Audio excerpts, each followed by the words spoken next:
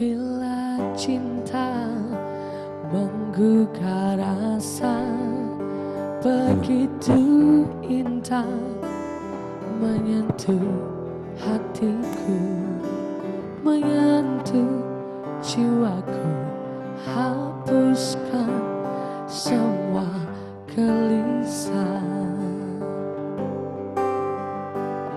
Duhai cintaku, pujaanku datang padaku, tetap di sampingku. Ku ingin hidupku selalu dalam peluknya. Terang saja aku menantinya, terang saja aku mendambanya, terang saja aku merindunya, karena dia begitu indah.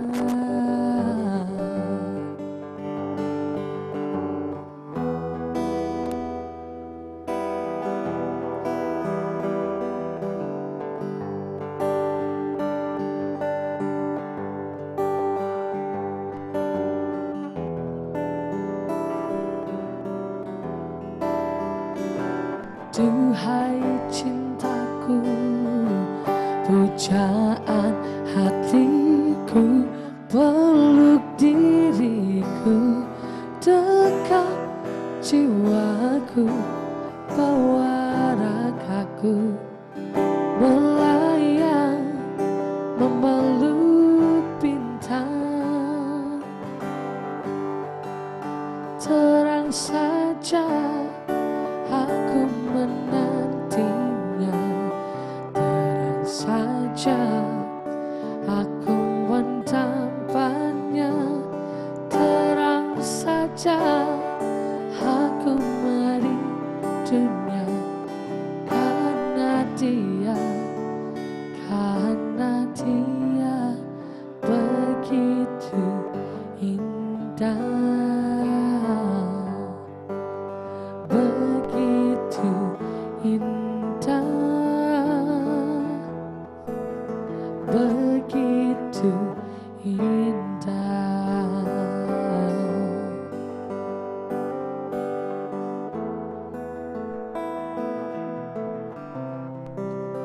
Begitu indah. Terima kasih.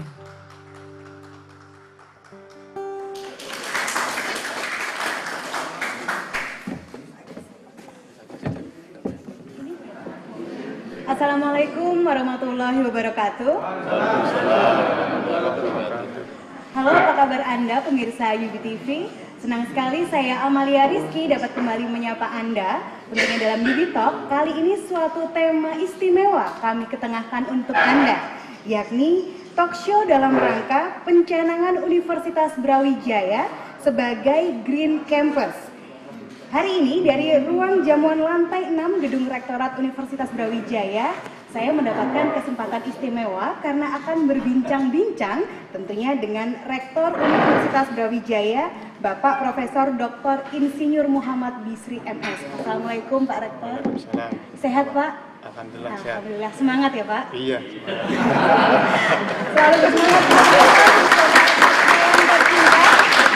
Dan juga kesempatan istimewa hadirin sekalian, Bapak Ibu dan juga pemirsa di rumah, merupakan salah satu mungkin orang tersibuk di lingkungan Sivitas Akademika untuk saat ini, yakni Ketua Dies Natalis Universitas Brawijaya, Bapak Profesor Dr. Marjono M. Phil. Apa kabar Bapak? Kabar baik, Mbak. Iya, terima kasih.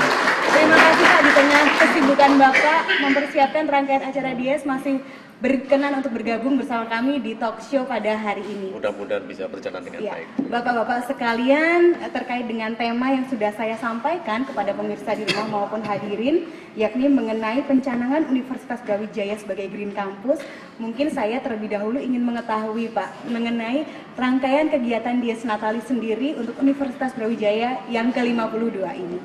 Terima kasih Mbak Lia. Memang pada usia yang ke-52 tahun ini sudah melebihi setengah abad, yang selalu wajib harus dilaksanakan adalah jalan sehat untuk membuka kegiatan itu.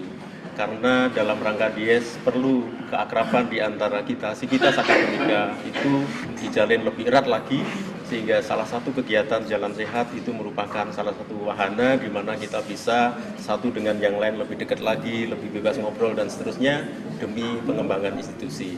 Kemudian tanggal 5 Januari, di mana itu tepat hari kelahiran Brawijaya, itu kita adakan rapat senat terbuka orasi ilmiah secara akademik, dan itu juga wajib. Jadi dua hal itu yang wajib. Kemudian untuk lebih mengakrabkan karyawan dan seterusnya, memang kita selalu mengadakan lomba-lomba olahraga sederhana tetapi yang betul-betul memasyarakat, yang itu lumayan sangat membuat heboh dari satu karyawan ke karyawan yang lain, termasuk Pak Rektor.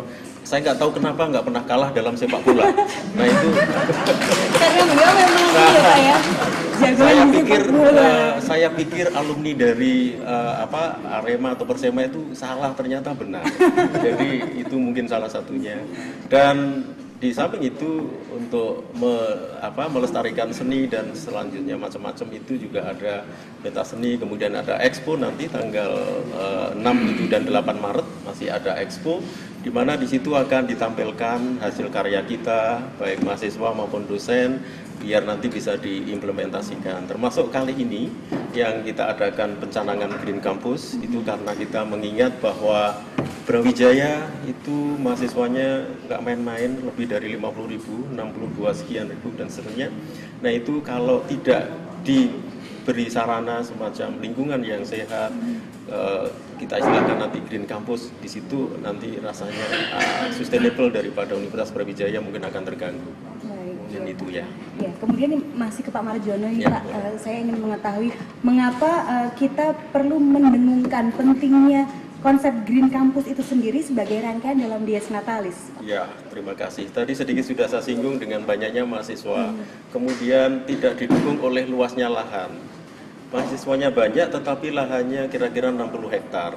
Kalau kita jalan-jalan di UI, lahannya 300 hektar, hutannya 100 hektar. Jadi masih ada 200 yang bisa dipakai untuk kegiatan yang lain-lain. Nah, mengingat seperti itu, kita tidak boleh menyerah. Karena dengan kondisi kepepet, justru kita lebih pinter. Negara Belanda, ahli dalam pengairan, itu justru gara-gara negaranya kecil sering kena air laut. Justru gitu mereka mikir, mereka justru juara dalam penanganan air laut. Nah, di Brawijaya dengan lahan yang sempit, mahasiswa yang banyak, ini adalah kita memicu untuk memikirkan bagaimana caranya. Sehingga dengan Green Campus yang kita pasti nanti akan memperhatikan bagaimana lingkungannya, bagaimana proses air pengairan dan seterusnya, bagaimana polusi bisa terjaga dan seterusnya. Inti yang kita rasakan, karena kalau kita sudah nyaman ada di Brawijaya, berarti kinerja kita untuk lebih mengembangkan Brawijaya akan lebih mantap lagi. Kalau kita sendiri nggak kerasan di Brawijaya, bagaimana dengan orang lain? Maksud saya begitu. Ya. Ya, baik. Jadi semangat untuk mewujudkan Green Campus di Universitas Brawijaya dengan kondisi lahan yang terbatas bukan menjadi kendala ya, Pak, intinya seperti itu. 100 itu Mbak Lia. Ya, terima kasih. Kemudian saya juga ingin mengetahui kali ini kepada Pak Bisri, Pak Rektor. Sebetulnya Pak, apakah pengertian dari Green Campus itu sendiri, Pak Bisri? Ya, secara referensi memang Green Campus itu hanya dilihat dari segi hijau. Tapi sebetulnya dia punya variabel atau parameter yang harus dipenuhi sebagai Green Campus. Variabel itu bisa dimulai dari lingkungan, bisa dimulai dari fisik yang ada atau gedung. Green Campus itu standarnya memang banyak. Memang banyak, artinya parameter yang harus kita penuhi itu sangat banyak. UB punya potensi untuk Green Campus karena sudah hijau. Paling tidak sudah hijau, banyak tanaman. tinggal nanti melengkapi standar atau parameter lainnya, sehingga kalau itu bisa kita capai, UB akan bisa mendapatkan Green Campus. Salah satu capaian nanti kita akan uji dengan sertifikat ISO 14001. Kita sudah dapat ISO 9001/2008 tentang manajemen, yaitu standar internasional tentang manajemen. Ke depan supaya UB diuji tentang Green Campusnya harus disertifikasi terhadap lingkungannya melalui ISO 14001. Artinya apa Pak? Poin-poin apa saja yang harus dipenuhi sehingga kita bisa mencapai sesuai dengan standarisasi yang Kalau dimulai dari lingkungan tadi, misalkan kan udara, air, kemudian tanah. Kalau udara ini sudah ada hijauannya, nanti standarnya yang harus dilihat adalah tentang karbonnya ya, artinya polusi. Kemudian kalau dilihat dari airnya, kita adalah konservasi air. Oleh karena itu salah satu parameter yang harus dipenuhi di dalam Green Campus untuk lingkungan adalah memasukkan air sebanyak-banyaknya ke bumi, atau istilah ilmiahnya konservasi air. Jadi air itu dimasukkan ke bumi sebanyak-banyaknya. Satu, untuk menabung air atau konservasi. Kedua, untuk mengurangi limpasan. Menabung air teknologinya banyak.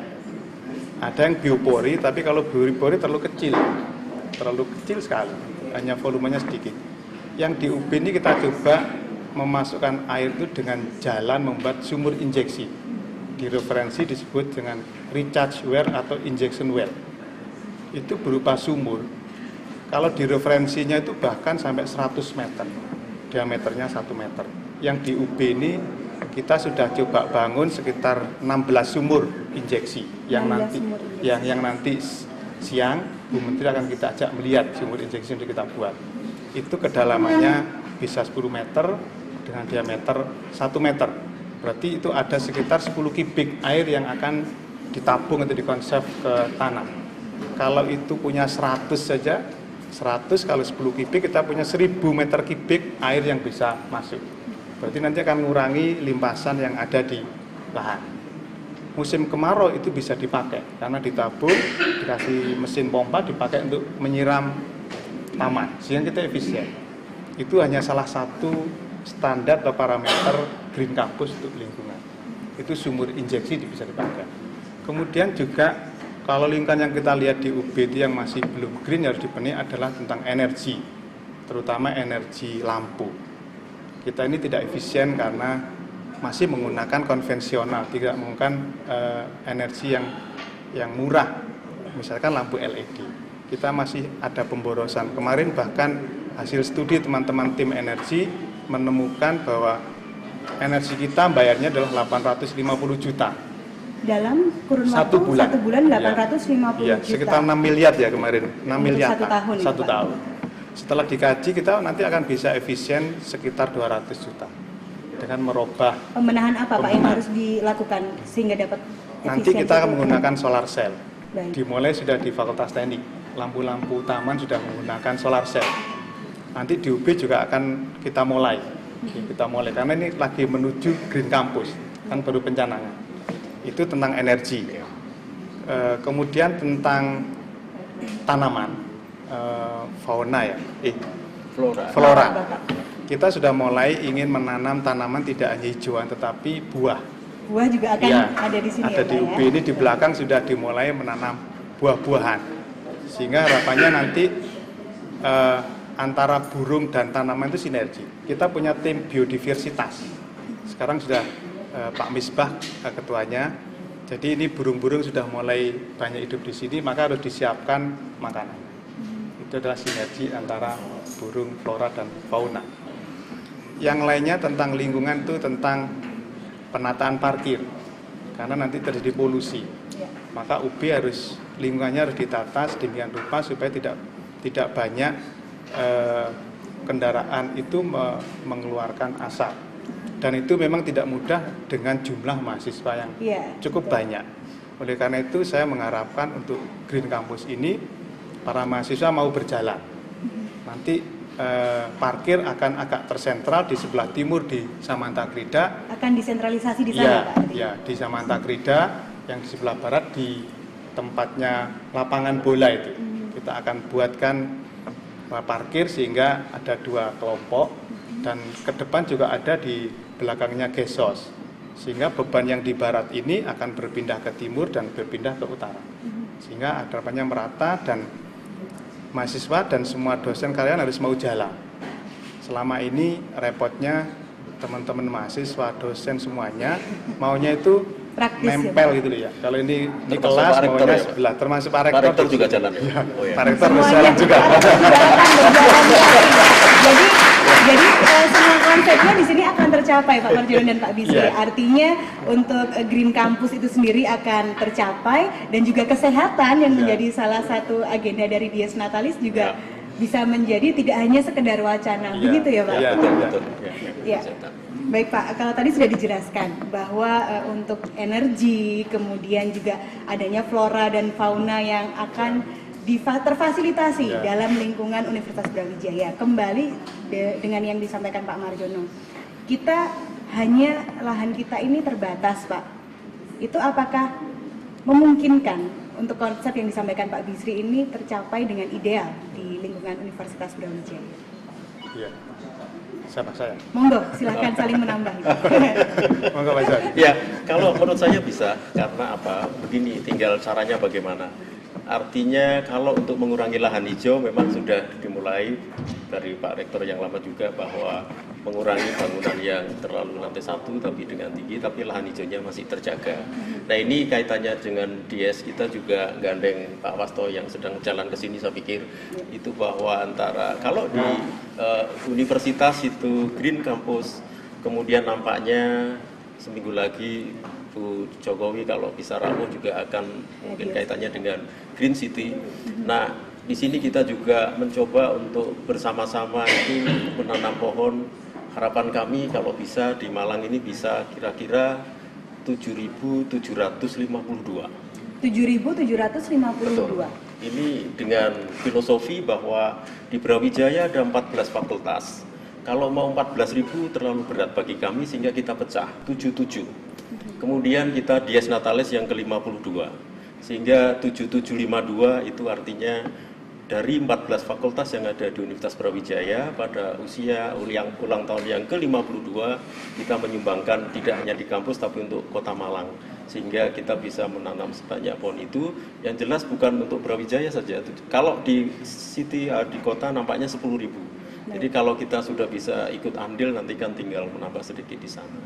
Itu yang untuk urusan pohon. Nah, ada Pak Misbah di staf kami di kimia.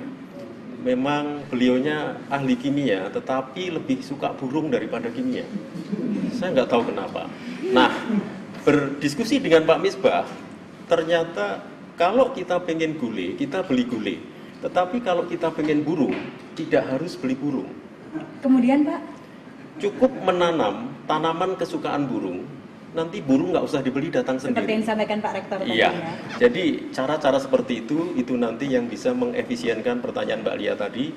Kalau lahannya sempit gimana ya? Kita nggak usah ngurusin kandangnya burung dulu, tapi nanti tanaman nanti dia datang sendiri. Kemudian akan bisa bersinergi bersama-sama. Termasuk tadi sudah disampaikan Pak Rektor ada sumur injeksi. Nah, kami juga memulai di sekitar MIPA itu ada 3 sumur yang sudah ada di sana yang dipadukan dengan beberapa tanaman. Jadi yang akan kita lakukan memang untuk menunjang keinginan Pak Rektor dan seluruh sivitas akademika tadi, maka memang harus dipilih tanaman mana harus ditempatkan di mana. Itu ada timnya dari Pak Misbah, dari Pak Eko yang dari peternakan, dan beberapa teman, Pak Didik dari pertanian, dari stafnya Pak Nufil. Jadi kalau kita nanam tanaman lebih pas pada tempatnya, itu nanti akan lebih efisien. Tadi kaitannya ke sana. Saya kira itu ya beberapa hal yang bisa menambahkan dari yang Pak Rektor sampaikan. Ya, baik, terima kasih Pak Marjono. Kita akan membahas lebih dalam lagi mengenai konsep Green Campus. Namun kita harus menyaksikan dulu Pak, sejenak kita akan menyimak beberapa buah tembang dari Vekustik.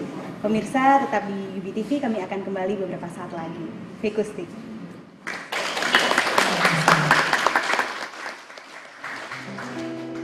Selamat pagi, semoga berkenan. Pagi ini kita akan memberikan beberapa buah tembang untuk menghangatkan suasana. Satu tembang dari miliknya Living Jet Plane. All my bags are packed, I'm ready to go. I'm standing here outside your door. I hate to wake you up to say goodbye, but the dawn is breaking, it's early morning. The taxi's waiting, it's blowing its horn. Already I'm so lonesome I could die. So kiss me and smile for me. Tell me that you wait for me. Hold me like you never let me go. 'Cause I'm leaving on a jet plane. I don't know when I'll be back again. Oh babe, I hate to go. There's so many times I've let you down. So many times I've played around. I tell you no, that they don't mean a thing. Every place I go, I think of you. Every song I sing for you. When I come back, I'll bring your wedding ring. So kiss me and smile for me. Tell me that you wait for me. Hold me like you never let me go. 'Cause I'm leaving on a jet plane. I don't know when I'll be back again. Oh babe, I hate to go. I hate to go.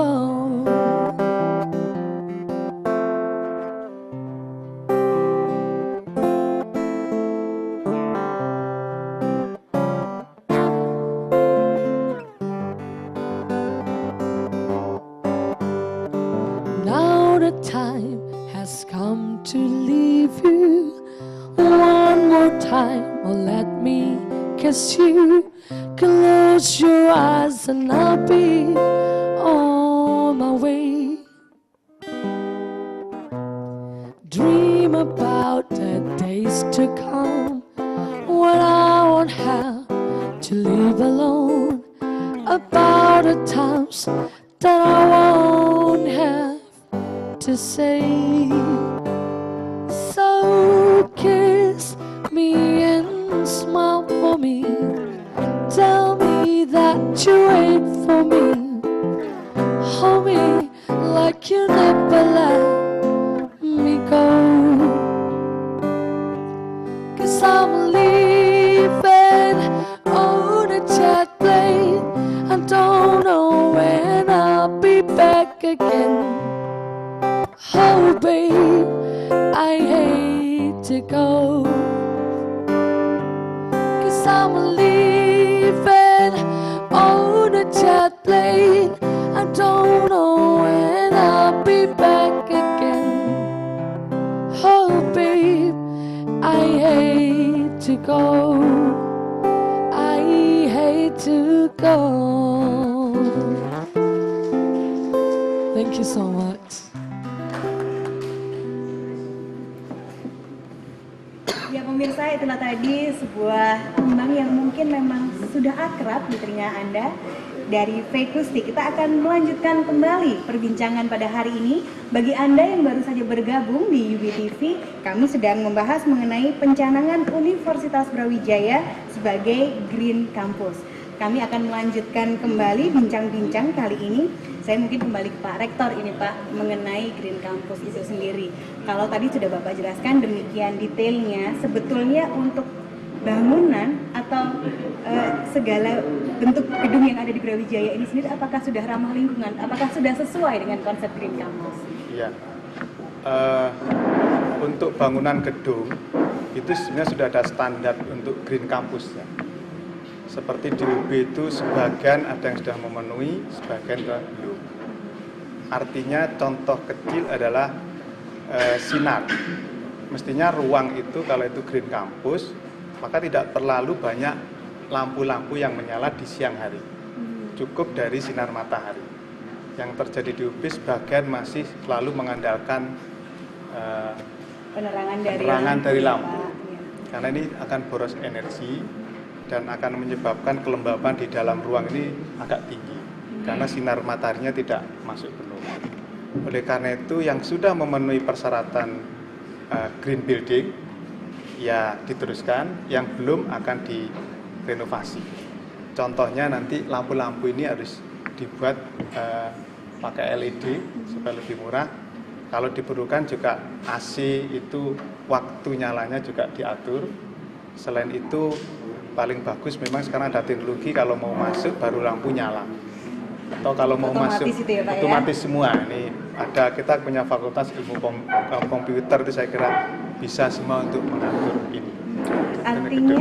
Artinya dengan begitu banyaknya bangunan di Universitas Brawijaya, Pak, kemudian dengan yang Bapak sampaikan bahwa untuk standar green building itu masih belum tercapai saat ini. Ya, belum sepenuhnya tercapai tepatnya. Nah, itu apakah tidak akan memakan waktu yang lama, Pak? Jangka waktunya kira-kira berapa lama yang dibutuhkan untuk? Jadi yang sudah ada ini ya kita hanya penuhi, nggak bisa 100%. Nanti kalau bangun baru itu harapannya desainnya harus sudah berbasis pada green building. Karena kita punya jurusan arsitektur yang ada beberapa ahli yang memang sudah mendesain green building. Jadi yang sudah ada ini tinggal dipoles saja tentang operasional renovasi. Nanti yang baru nanti harus berbasis pada green building. Nah juga yang masih kurang di kita itu adalah tentang instalasi pengolahan air limbah dari building-building yang ada. Kita sudah punya tim IPAL untuk mendesain tentang instalasi pengolahan limbah di seluruh UB. Seluruh UB ya Pak ya? Seluruh UB. Jadi yang dari lab, gedung-gedung yang lab itu harus diolah dulu, baru nanti kita keluarnya dari sesuai standar yang dipersyaratkan di kesehatan. Sejauh ini apakah ada masalah khusus Pak yang menjadi perhatian terkait dengan limbah yang ada di Universitas Brawijaya? Ada khusus, setelah saya lihat-lihat keliling-keliling itu di lab. Kedokteran, ada di MIPA, itu perlu penanganan khusus. Sehingga kami bentuk tim IPAL, ketuanya Profesor Chandrawati. Desainnya sekarang masih belum selesai untuk grand desainnya. Kalau sudah selesai akan kita detail desainkan, baru kita kerjakan. Artinya itu nanti untuk Universitas Brawijaya sendiri dengan konsep Green Campus harapannya bisa mensupport untuk konsep Green City dari pemerintah Kota Malang begitu ya Pak ya. Mungkin bisa disampaikan secara detail untuk hadirin dan untuk pemirsa di rumah, kira-kira nanti bentuk supportnya seperti apa Pak terhadap realisasi Green City Kota Malang? Ya, salah satu contoh aja nanti kita beri contoh kecil, walaupun mungkin di Pemkot juga sudah ada tentang pengelolaan sampah. Mereka menggunakan bank sampah. Kalau di kita, semua sampah yang ada di UB itu kalau bisa tidak keluar, diolah sendiri. Dan kita sudah punya, kita sudah punya UPT kompos. Tadi kita pagi-pagi sudah jalan-jalan ke sana, dan saya yakin bisa. Jadi semua sampah yang ada di UB diolah jadi kompos itu bisa di UPT kita. Tinggal nama satu gedung dan alat sedikit. Kalau nanti itu ada, bisa dicontohkan ke masyarakat di Malang untuk pengelolaan sampah, model pengelolaan sampah yang seperti Brawijaya kita punya. Artinya kontribusi nyata kita untuk pengelolaan sampah itu sudah dilakukan ya Pak ya di UB modelnya ya, dan contohnya. Boleh diceritakan sekilas Pak bentuk nyatanya itu seperti apa yang sudah dilakukan dari PT Kompos itu Pak? Iya, yang PT Kompos itu tadi kita lihat itu kan sampah-sampah itu dikumpulkan di sana, dipilah-pilah nanti, yang organik dan anorganik. Nanti yang organik diolah sendiri jadi kompos, ada alatnya, keluar jadi kompos ya jadi pupuk ya untuk tanaman. Yang anorganik dipilah itu tadi dalam bentuk kering, dan yang contohnya itu yang kita sudah punya adalah dari botol-botol plastik. Nanti jadi biji-biji plastik. Bisa recycle. Jadi recycle. Recycle ya Pak ya. Recycle. Dan juga tentunya itu melibatkan masyarakat sekitar ya Pak. Artinya pengabdian masyarakat juga ada Bisa di dalam juga, situ ya Pak. Iya, bisa juga di situ. Baik, ya. Kalau tadi Pak Rektor sudah menjelaskan ini Pak Marjono, Ya, begitu ya, banyaknya. ya. Ini kembali ke rangkaian Dies Natalis Kembali, Pak. ya. Berkaitan tentang konsep Green Campus ini sendiri. Ya. Kegiatan apa Pak yang terfokus untuk mengkampanyekan tentang Green Campus di dalam Dies Natalis? Ya, untuk bulan depan tanggal 6 sampai 8 Maret Ya. memang kita jadikan satu secara terpadu antara expo tentang bagaimana keahlian kita masing-masing fakultas termasuk di lembaga penelitian. Juga akan ada lomba burung di situ dan lebih titik berat penilaian mungkin di tanggal 8, tapi saya pikir tanggal 6 juga sudah mulai kita tampilkan. Nah, itu dengan harapan bahwa seperti saya sampaikan tadi, burung selama ini yang ada di sangkar, nah ini bagaimana caranya burung itu bisa lebih bebas, tidak merasa terlalu terancam di sekitar kampus Universitas Brawijaya. Yang kita sudah punya memang ada ayam bekisar di setiap fakultas dan merpati juga ada. Ini kami merasakan sendiri Mbak Lia, kami mempelajari matematika sering pusing, begitu dengar gitu. Nah, rasa pusing bisa hilang. Bisa Yang tadi mengurangi ya, Pak, ya? Tadinya rumus susah gitu jadi lebih gampang. Oh iya gitu. Seakan-akan ayam pun bisa mengingatkan harusnya rumusnya begini. Nah, ini suatu contoh bahwa kalau kita peduli terhadap hewan lingkungan kita, maka dia pun juga nampaknya akan menyatu dengan kita, sehingga mudah-mudahan pencanangan Green Campus ini bisa lebih cepat terlaksana. Ya. Ya. Bapak kalau tadi sudah disampaikan juga bahwa untuk kegiatan dari Dies ini begitu padatnya, Ya. kemudian juga pilihan kegiatannya begitu banyaknya, mulai dari olahraga hingga Ya. kesenian, Ya. bahkan untuk lomba cau burung Betul. pun juga ada di dalamnya. Saya ingin mengetahui Pak, Ya. sebagai pimpinan tertinggi untuk Dies gitu Pak, dari sebagai ketua Dies, bagaimana mengkoordinasikan untuk berbagai kegiatan di fakultas, apakah ada kendala yang dialami dan keterlibatan dari seluruh sivitas akademika? Ya, terima kasih Mbak Lia. Sudah pada tentu saya nggak bisa melakukan ini sendiri. Saya punya Pak Darjito, nggak tahu ada di mana ya. Pak Darjito apakah ada di ruangan? Mobiling mungkin Oh, ya Pak ya? sedang mobiling. Iya. Pak Darjito. Nah, Pak Darjito itu kalau nggak ditemani Pak Komsin yang sering ganggu, ini juga nggak jalan, Pak. Jadi prinsip yang kita lakukan, kalau semua mulus itu tambah bosen. Diperintah jalan, nggak ada seninya. Tetapi kalau di sela-sela itu terjadi kegaduhan dalam tanda petik kecil, nah itu yang bikin akrab. Dinamikanya itu ya, Pak, dinamikanya. ya? Dengan dinamika itu kami merasakan bahwa Pak Komsin tadi cuma 3 jam tidur, tapi masih sehat seperti itu. Juga teman-teman yang lain, jadi semua terlibat di seluruh fakultas, termasuk Pak Agung. Pak Agung bajunya memang program kedokteran hewan, tetapi dia adalah warga MIPA, Pak. Sehingga Mas Agung yang berbaju 2 juga sangat gencar. Jadi saya rasakan bahwa semua teman-teman sangat antusias dan aktif dalam membantu kami, karena tidak mungkin jalannya paralel. Satu orang ada di 2 tempat berbeda itu susah. Teorinya begitu dan saya kira memang masih begitu. Saya nggak bisa di lantai 6 sekaligus di Fakultas MIPA. Kalau ada kegiatan bareng, biasanya ini cukup Pak Darjito, ini dibantu Pak Komsin, kemudian saya juga punya Pak Yudi dan seterusnya, dan masih banyak lagi tidak bisa saya sebutkan satu persatu. Dan yang saya senang sekali adalah sahabat baru saya Pak Darminto. Ini juga ketiban sampur karena baru saja wakil Dies ini dari Fakultas Teknologi Pertanian, yang dekannya baru saja ganti Pak Darminto, sehingga Pak Darminto menjelang dekan pun sudah sering membantu. Sudah berkoordinasi. Sudah Pak, ya? berkoordinasi. Artinya kompak sekali Kompak dari sekali, seluruh sivitas betul, akademika. betul. Kita boleh applause untuk seluruh panitia dari Dies Natalis Brawijaya yang ke-52. Kalau Pak Bisri sendiri memandang, melihat, menilai bagaimana Pak dengan rekan-rekan yang sedang bertugas di Dies Natalis ini? Iya, saya apresiasi sekali karena saya lihat kompak. Ini merupakan tahun pertama ya Pak ya, Iya, Bapak ya? tahun Baik. kompak, kebersamaan walaupun berat tapi masih banyak ketawa. Betul berat Pak? berat. Kadang berat, kadang enggak. Saya kira saya bersyukur sekali kepada panitia di sini dan kalau saya nilainya 9 lah. Yeay, dapat nilai semua untuk seluruh. Iya, Bapak sekalian dan juga hadirin, ini merupakan suatu kesempatan istimewa karena tamu yang dari tadi kita nantikan sudah hadir dan akan bergabung bersama kita. Kami masih menantikan kedatangan dari Kepala Dinas Kebersihan dan Pertamanan Kota Malang. Ya, selamat datang Bapak. Apa kabar?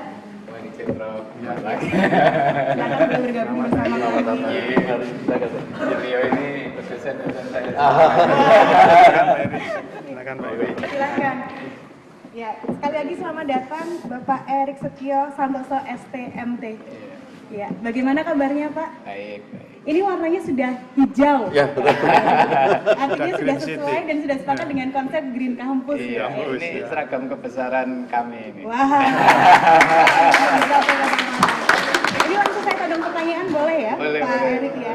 Mengenai kalau tadi Bapak-bapak sekalian, Pak Rektor dan Pak Ketua dia sudah menjelaskan mengenai konsep Green Campus. Mungkin Bapak bisa menyampaikan mengenai konsep dari Green City, Pak. Iya, silahkan. Ya. Kalau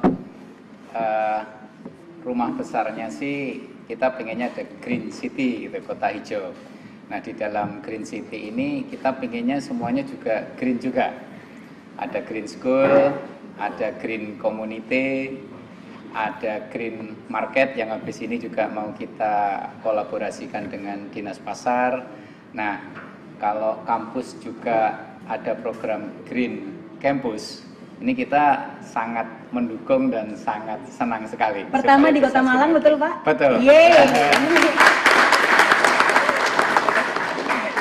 Sehingga kota hijau itu punya 8 atribut. Satu kota boleh mengklaim dirinya sebagai kota hijau atau Green City itu kalau punya 8 atribut.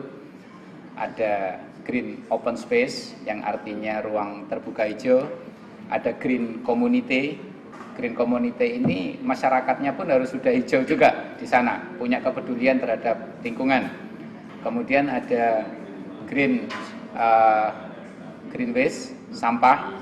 Ini tadi saya sama Pak Wasto, Kepala Bapeda, makanya agak terlambat, mohon maaf juga karena pagi kita mengumpulkan masyarakat, kader-kader Bank Sampah Malang serta kader lingkungan untuk pelatihan pengelolaan sampah. Kemudian ada Green Transportation juga. Green Transportation ini arahnya nanti ke public transport, angkutan umum massal, sehingga orang itu tidak berlomba-lomba bikin naik kendaraan sendiri-sendiri. Kemudian juga nantinya ada jalur sepeda, bagian dari Green Transportation juga. Makanya dengan adanya Green Campus, ada inisiatif misalnya di kampus ini kendaraan dibatasi, pergerakan antar fakultas, antar jurusan dari rektorat. Kalau Prof berkenan, provisi berkenan, goes gitu misalnya. Tadi sempat kita Demikian ya. bincang di awal, Sepertinya sudah mendapatkan ini Pak dukungan sepenuhnya Pak Oh Erik. pasti. Karena kita akan Sudah mengkonsep tambah sehat. untuk mahasiswa dan juga sampai ke jajaran rektor akan berjalan kaki menuju ke pusat aktivitas di kampus. Aduh, Begitu, Pak. alhamdulillah. Sudah cocok. Sudah cocok ya Pak ya.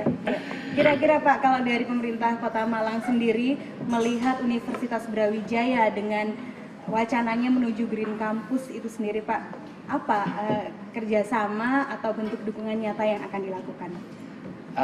Saya pikir pasti kita bisa bersinergi, kolaborasi, kerjasama yang luar biasa dengan potensi yang ada di kampus. Dari aspek sumber daya aparatur, kampus sendiri banyak tenaga ahli pastinya. Kemudian mahasiswa-mahasiswa itu juga satu potensi yang luar biasa, apalagi dengan berbagai jurusan yang ada di Universitas Brawijaya ini. Apalagi nanti kalau misalnya fakultas ataupun jurusan yang secara spesifik ada program terkait lingkungan, kami harapkan bisa kolaborasi dan kerjasama dengan kami juga dari Dinas Kebersihan dan Pertamanan. Pengennya sih saat ini ada green building juga di kita, ada satu bangunan gitu yang di Kota Malang ini yang dinyatakan memenuhi satu kaidah layak dinyatakan sebagai green building. Nah, di kami Dinas Kebersihan dan Pertamanan punya taman-taman yang sangat banyak di Kota Malang, tetapi kami juga punya keterbatasan. Yang kami tangani tidak hanya taman terkait kebersihan, sampah itu juga seperti itu. Di kami total jumlah SDM itu ada 1.200, 800 diantaranya itu pasukan kuning. Pasukan kuning ini, saya selalu bilang ke teman-teman pasukan kuning ini, kita ini pejuang lingkungan nih. Karena kita lah ini, masyarakat itu semuanya pasti ada sampah. Bahkan acara kita seperti ini pun nanti ada hasilnya. Hasil yang pasti itu jelas salah satunya sampah. Itu. Nah ini yang kita kelola dari hulu sampai ke hilir ini.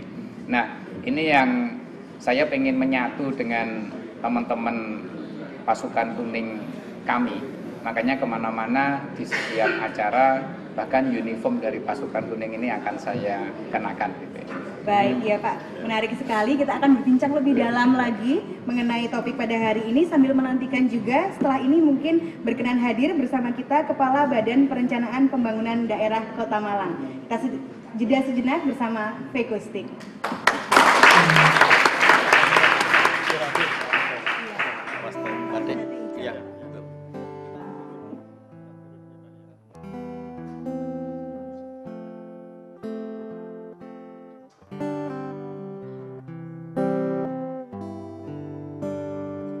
Another summer day is coming, gone away in Paris or Rome, but I wanna go home.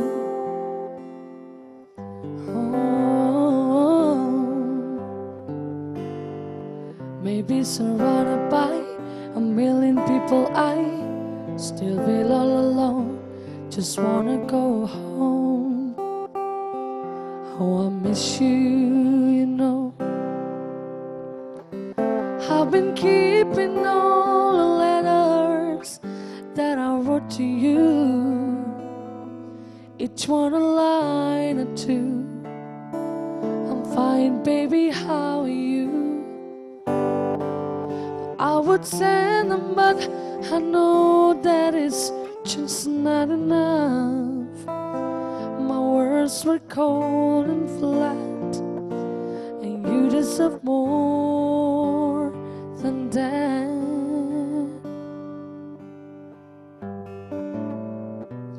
Another aeroplane, another sunny place. I'm lucky, I know, but I wanna go home. I've gotta go home. Let me go home.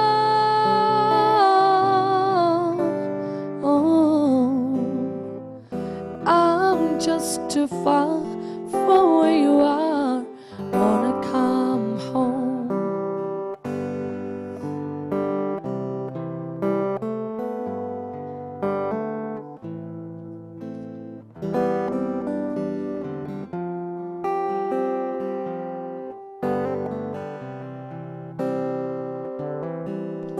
And I feel just like I'm living someone else's life.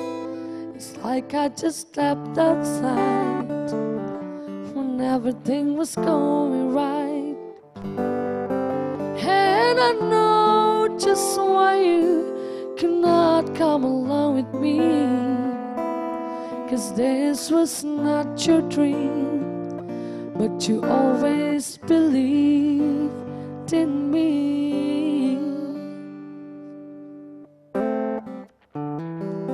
Another winter day has come and gone away in either Paris or Rome, and I wanna go home. Let me go home. And I'm surrounded by a million people, I still feel alone. Let me go home. Oh, I miss you, you know. Let me go home.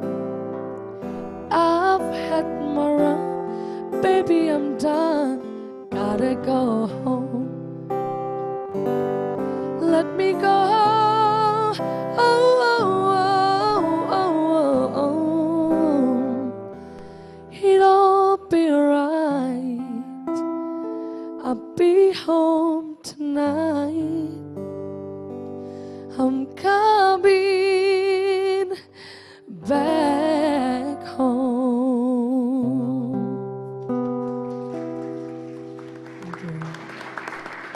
Terima kasih Pak Kustik, ya, Kepala Badan Perencanaan Pembangunan Daerah Kota Malang.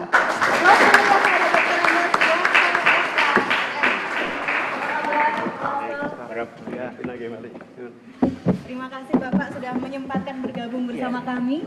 Tadi kami sudah melewati 2 sesi Pak yang begitu serunya ya, kita berbincang mengenai konsep Green Campus Pak untuk di Universitas Brawijaya sendiri.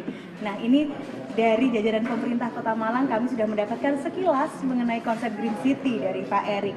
Menambahkan mungkin kalau Bapak berkenan mengenai konsep dari perencanaan kota untuk Kota Malang sendiri Pak, boleh diinformasikan. Ya, jadi ada beberapa hal yang perlu mendapat perhatian kita semua, mengingat Malang ini pertumbuhannya cukup bagus. Sangat pesat ya Pak? Sangat pesat, sehingga di satu sisi pertumbuhan bagus ini menimbulkan sebuah problem. Bagaimana menekan problemnya, tetap pertumbuhannya bisa didorong terus. Problem perkotaan itu kan menyangkut masalah, istilahnya genangan air sesaat, bukan banjir. Kemudian masalah kemacetan, masalah PKL, dan lain-lain ini khusus menyangkut masalah kemacetan. Minggu lalu kami menghadap ke Pak Menteri PU itu dalam rangka untuk perencanaan secara komprehensif, secara bersinergi Malang Raya. Problem perkotaan ini dan problem kemasyarakatan ini Malang Raya sebetulnya sudah nggak ada batas wilayah administrasi. Setiap persoalan yang dilakukan atau dilakukan oleh kota berimplikasi ke kabupaten, batu dan lain-lain. Demikian juga sebaliknya ya. Ya, sehingga kami sepakat para kepala Bapeda Malang Raya akan mencoba duduk bersama dalam rangka merumuskan sebuah perencanaan ke depan.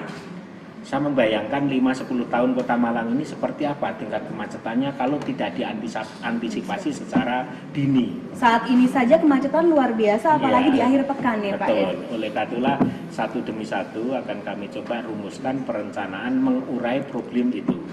Terkait dengan masalah Green City seperti yang dijelaskan oleh Pak Eri selaku Kepala DKP tadi, dari kami Bapeda akan meletakkan dari sebuah regulasi, baik itu dalam bentuk RT/RW, RDTR, kemudian leg spesialisnya itu perda bangunan, turunkan ke perwal lagi. Secara berlapis ini harapannya menjadi sebuah acuan kepada semuanya dalam rangka untuk sama-sama mari ke depan Green City ini menjadi kebutuhan kita bersama. Mengelola pemerintahan, mengelola kemasyarakatan modern itu bukan bagaimana membebani rakyat sebanyak-banyaknya, mendapatkan PAD sebanyak-banyaknya dari rakyat, tapi bagaimana menumbuhkan orang sebanyak-banyaknya berkunjung ke Malang. Nah, dengan demikian maka kemakmuran masyarakat bisa dibentuk, termasuk mendorong investor sebanyak-banyaknya berinvestasi di Kota Malang. Kondisi-kondisi yang demikian inilah yang ke depan selalu akan kita dorong melalui regulasi, melalui pemberdayaan masyarakat, melalui koordinasi dengan perguruan tinggi. Termasuk minggu lalu kami mengumpulkan seluruh LPPM Semalang. Jadi seluruh perguruan tinggi yang lembaga LPPM-nya ini kami undang, kami ajak sebuah sharing. Kebetulan di Bapeda ada satu fungsi penelitian dan pengembangan, sehingga mau akan kita sinergikan dengan apa yang selama ini dilakukan oleh perguruan tinggi. Perguruan tinggi melakukan kajian, melakukan penelitian, menghasilkan sebuah temuan, maka kami aplikasikan ke masyarakat. Salah satunya adalah temuannya Pak Rektor. Itu sumur injeksi yang sudah dilakukan dan sudah dipraktekkan di RW 23 Purwantoro. Jadi ada program GEMAR, Gerakan Menabung Air. Gerakan menabung air ya Pak ya. Itu salah satu pencetusnya adalah Pak Rektor. Iya, monggo Pak dilanjutkan. Sehingga akhirnya juga kami canangkan Malang Sejuta Biopori. Malang Sejuta Biopori ya. Itu merupakan salah satu wacana yang lahir dari apa yang sudah dijelaskan Pak Rektor. Iya, betul. Boleh dijelaskan monggo Pak. Saya mendapatkan penjelasan dari beberapa RW yang sudah melakukan program GEMAR ini, Gerakan Menabung Air ini, melalui sumur injeksi maupun pembuatan biopori, sangat signifikan mengurangi genangan air tadi. Sehingga seandainya itu merupakan gerakan dan seluruh masyarakat merespon dan seluruh hunian ada bioporinya, ada sumur injeksinya, maka problematika air atau banjir ini akan tercegah. Kedua, menurut informasi bahwa di Jakarta itu kan permukaan air tanahnya turun. Betul. Karena tidak ada air yang bisa masuk ke tanah karena rongganya menjadi terbentuk. Nah, salah satu fungsinya nabung air ini bisa dalam menjadi rangka salah untuk satu termasuk menjaga kestabilan air bawah tanah. Sehingga satu temuan beliau multifungsi kegunaannya. Itu yang saya luar biasa dan akhirnya saya canangkan di Malang untuk program itu. Dan bisa mungkin menjadi wacana untuk ke tingkat nasional nanti Ya, Pak Wasto ya. Inovasi selama ini yang dilakukan oleh DKP yang insya Allah nanti tanggal 21 Ibu Iriana Jokowi itu akan Hadir. mencanangkan gerakan salam 3 jari kelola sampah. Itu beliau menunjuk saya minta diadakan di Malang. Di Malang, jadi langsung gerakan 3 jari. Ya, salam 3 jari. 3 jarinya kelola begini ya, sampah Pak, ya? itu begini. Ya. Ya. Apa saja itu Pak? 1, 2, 3. 1 pilah, 2 kompos, 3 daur ulang. Pilah, kompos, daur ulang, dan itu akan secara perdana ada di Tapi nggak boleh Kota Malang. Malang. Begini ya Pak ya. Saya ulangi lagi, Pilah, kompos, daur ulang. daur ulang. Saya yakin nanti Gemar ini juga akan menasional. Setelah kami share di tingkat di pusat, itu betul-betul mendapat sebuah pujian, sanjungan dan akan diadopsi di beberapa kota kabupaten lain. Artinya Awalnya kontribusi dari Pak nyatanya Rektor. itu dari Universitas Brawijaya. Melihat kontribusi dan juga tanggapan dari pemerintah Pak Rektor, apa kira-kira kedepannya yang akan menjadi fokus pekerjaan atau fokus dari kegiatan di Universitas Brawijaya? Iya. Fokus kita yang tadi canangkan Green Campus, memang kami akan fokus dulu ke konservasi air atau sumber injeksi tadi. Yang tadi ya, Iya. Pak ya? Baik. Sekarang kan sudah dibangun 14. Akan ditambahkan lagi Pak? Kita ingin bangun 100 sumur injeksi 100. Dalam jangka waktu? tahun ini. Tahun ini mencapai ke 100. Wow. Artinya diperlukan dukungan dari seluruh pihak ya Pak Ya, ya? fakultas nanti kalau satu fakultas membuat 4 atau 5 sumur, ada 15 fakultas sudah 75.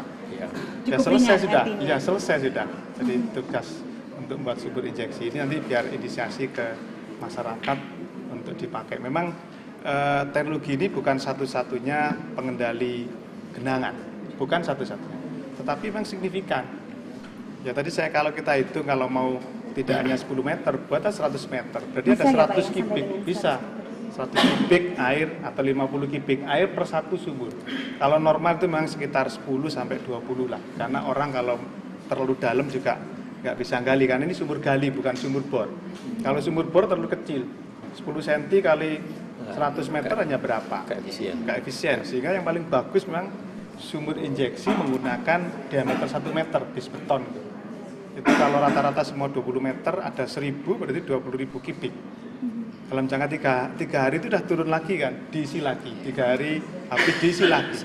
Nanti musim kemarau untuk diambil untuk penyiram. Digunakan, Ya. iya, pada saat- Jadi mengurangi genangan, menyimpan air untuk kebutuhan kemarau, juga untuk memang air ini saya pikir adalah rezeki. Rezeki jangan dibuang-buang. Jadi konsepnya adalah air itu adalah rezeki dari Tuhan. Sehingga jangan dibuang, kita banyak air itu dibuang-buang. Sedangkan kalau di Arab Saudi sampai sholat istisqa minta hujan, kita dapat hujan Kenapa dibuang-buang. kita Nah, buang-buang? oleh karena konsep itulah saya pertama kali memang tentang rezeki, air itu rezeki. Saya berpikir di Arab Saudi sampai sholat istisqa, di sini kita buang-buang. Maka kita harus membuat gemar menabung air tadi atau gerakan menabung air. Gemar, gerakan menabung air Iya. yang rencananya akan dibawa dan dipastikan, mungkin bukan dipastikan, diprediksi akan menasional ya Pak Wasto ya. Saya optimis. Optimis untuk itu. Saya ingin mendengar kembali dari Pak Wasto dan juga Pak Erik melihat begitu seriusnya Universitas Brawijaya untuk mencanangkan Green Campus ini Pak. Kira-kira nanti dari pemerintah Kota Malang sendiri apa Pak bentuk sinerginya atau kerjasama yang akan terus dilakukan ke depan? pengalaman saya begini, pada waktu saya di DKP mencetuskan lomba bersinar. Bersinar itu bersih, indah, rapi, nyaman, dan seterusnya ideal lah. Kebiasaan kita bersama, kalau sudah disentuh dengan lomba, dengan segala daya upaya itu dilakukan. Saya juga terinspirasi dari talk show hari ini, Green Campus ini. Saya kepingin kalau memungkinkan nanti ada lomba Green Campus. Kan ada lomba Green Campus di lingkungan Kota Malang ya Pak, ya, Green Campus. Ya, nanti kita kerjasama dengan Kementerian Lingkungan Hidup dan Kehutanan. Saya yakin nanti kan selama ini juga sudah saya rajin mengumpulkan Pak Rektor itu, Bu Rektor, itu program gerakan satu mahasiswa satu pohon. Ilustrasi saya pada waktu saya mengumpulkan Pak Rektor di mahasiswa Bapak banyak, kuliah di Malang itu antara 3 sampai 5 tahun. Mohon berkenan kalau kuliah di Malang, mahasiswa luar Malang kalau ke Malang membawa oksigen sendiri-sendiri. Bawa satu pohon. Jangan mengurangi jatah oksigen masyarakat Kota Malang. Oksigen yang dibawa adalah satu mahasiswa menyerahkan satu bibit pohon. Betapa rindangnya Kota Malang kalau setiap tahun dilakukan. Termasuk bagaimana menciptakan Green Campus. Berkaitan dengan fungsi alih lahan Pak yang banyak terjadi untuk ruang terbuka hijau di Malang, bagaimana? Saat ini sudah kita kendalikan melalui regulasi, Sudah lebih RT RW, RDTRK, bahkan Undang-Undang Nomor 27 2006 itu sanksinya berat, kumulatif itu, bukan alternatif. Barang siapa mengizinkan peruntukan untuk RH tapi diizinkan bukan untuk itu, denda dan kurungan. Bukan salah satu, denda sejak dan tahun 2006 itu ya Pak? 2006 ya, Undang-Undang 2007. Undang-Undang 2006 2007. Sudah kita turunkan ke Perda RT RW, kita turunkan ke Perda RDTR. Sejak saat itu saya kira nggak ada pejabat yang berani alih fungsi secara tidak prosedural. Kalau prosedural diubah dulu RT RW-nya, RDTR-nya, mengubahnya itu kan proses panjang. Ya, baik. Mau ditambahkan Bapak? Berkenan Saya mau menambahkan, menambahkan ini. silakan. Yang paling senang sejak adanya Undang-Undang 26 2007 tentang penataan ruang, kemudian kalau di Kota Malang diturunkan jadi Perda 4 2011 tentang rencana tata ruang wilayah itu DKP. Paling senang Pak? kita. Kenapa? Karena setiap pemerintah kabupaten kota itu harus menyediakan minimal 20% RTH publik gitu, open space wajib gitu. Nah, RTH ini kalau di dalam tata ruang itu jadikan kawasan lindung. Begitu jadi kawasan lindung itu tidak boleh alih fungsi gitu. Sehingga paten artinya ya paten Pak? jadinya. Jadi kita paling seneng ini. Makanya bekerja sama dengan Bapeda juga RTH kita secara signifikan bertambah terus dari tahun ke tahun. Jumlahnya ada peningkatan. Terlindungi ya. Terlindungi. Nah, ini yang tadi kaitkan dengan pertanyaan pertama yang kita pengen banget kerjasama dengan perguruan tinggi, utamanya Unipro ini. Kan saya dulu sekolahnya juga di sini. Baik mulai strata 1, strata 2-nya di sini terus. Dengan bertambahnya jumlah RTH, otomatis pemeliharaan itu juga meningkat. Kebutuhan untuk pemeliharaan dari ruang-ruang terbuka hijau ini. Makanya ini kita juga yang ingin bekerja sama dengan kampus, apalagi kalau kampus tersebut punya program Green Campus.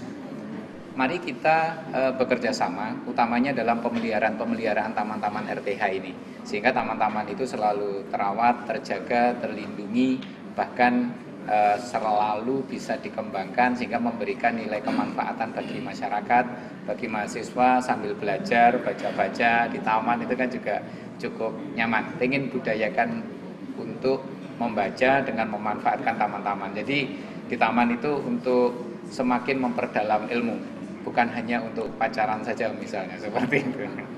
Ya baik Pak. Jadi harapannya ke depan memang konsep Green Campus ini atau Green City tepatnya bisa bermanfaat untuk semua ya Pak, masyarakat secara luas. Ya Bapak sekalian, tidak terasa waktu kita berbincang sudah akan habis, sudah di penghujung acara. Sebelum saya menutup acara hari ini, saya mohon berkenan kepada Bapak, mungkin diawali dengan Pak Rektor untuk harapannya sekali lagi dan juga mungkin himbauan kepada seluruh pemirsa UBTV terhadap kelestarian lingkungan. Silakan. Saya harapkan kepada seluruh komponen masyarakat untuk mendukung gerakan Green Campus maupun Green City. Karena ini untuk kebutuhan kita hidup jangka panjang. Sekali lagi, dukungan masyarakat sangat dipentingkan untuk keberhasilan Green Campus maupun Green City. Terima kasih. Terima kasih Pak Bisri. Selanjutnya Pak Marjono. Terima kasih. Kami bermula di sekitar kampus dulu. Saya kebetulan di MIPA. Jadi di sekitar MIPA, terima kasih Pak Rektor sudah diamanati untuk menjaga buah-buahan yang ditanam di situ. Jadi memang untuk implementasi berikutnya biar nyaman itu adalah diserahkan pada fakultas terdekat yang bisa ngatasin itu, sehingga misalnya buah di sekitar biologi di MIPA. Kemudian himbauan saya untuk teman-teman sekalian Sivitas Akademika Brawijaya, seandainya tempat parkir itu nanti sudah jadi, memang kesadaran kita bareng-bareng agar kita parkir pada tempat yang sudah disediakan dengan ditambah jalan yang lebih panjang sedikit, itu akhirnya insya Allah akan menambah panjang umur ya. Jadi makin banyak jalan, mudah-mudahan siapa tahu umurnya tambah panjang, sehingga itu akan bersatu untuk baik Green Campus maupun Green City. Demikian, Baik, terima kasih Pak Marjono. Silakan Pak Erik. Ya, kalau saya dengan adanya momentum Green Campus yang di launching hari ini, kemitraan antara pemerintah Kota Malang dengan kampus-kampus semakin tinggi. Di dalam Green Campus itu harapan kita juga Green Community-nya juga bangkit. Green Community, jadi Sivitas Akademika itu juga menjadi bagian dari Green Community. Green Community ini nanti dengan momentum ini bermitra dengan kami, sehingga akselerasi Green Campus ini menyumbang signifikan terhadap terwujudnya kota hijau secepatnya. Baik, semoga harapannya bisa terwujud ya Pak ya, dengan dukungan dari seluruh komponen masyarakat. Terakhir, Bapak monggo silakan. Mari semuanya saja, seluruh elemen masyarakat, baik dari perguruan tinggi, dari pemerintah, dari pengusaha, dari masyarakat, spiritnya kita samakan, gerakannya kita samakan, tekadnya kita samakan. Mari kita mewujudkan Kota Malang yang ramah lingkungan menuju Green City. Orang bijak mengatakan, bumi Arema tercinta kita bukan milik kita, tapi milik anak cucu kita. Mari kita wariskan kepada sang generasi pemilik dengan partisipasi kita bersama, partisipasi pemikiran, temuan, aplikasi, dan lain-lain. Gerakannya kita samakan, mudah-mudahan Malang ke depan menjadi kota idaman untuk bisa kita tempat tinggali, untuk bisa belajar dan beraktivitas sehari-hari. Ya. Dan ini bagian dari investasi ibadah kita bersama kelak. Baik, amin. Semoga harapannya dapat terwujud. Mari kita bersama-sama menghijaukan bumi Arema ya Pak ya. Terima kasih sekali lagi Pak Rektor, Pak Marjono, Pak Wasto dan Pak Erik atas berkenannya bergabung dan berbincang pada hari ini. Ya pemirsa UBTV sekalian, demikian tadi pembahasan mengenai pencanangan Universitas Brawijaya sebagai Green Campus. Akhirnya saya Amalia Rizky mewakili seluruh kru yang bertugas pamit undur diri. Terima kasih dan pastikan Anda selalu menyaksikan UBTV, kreatif dan aktif bersama UBTV. Ini dia pemanggilan dari Facebook. Terima kasih banyak Pak Wasto. Pak berkenan di tempat ada penyerahan sebelah ini.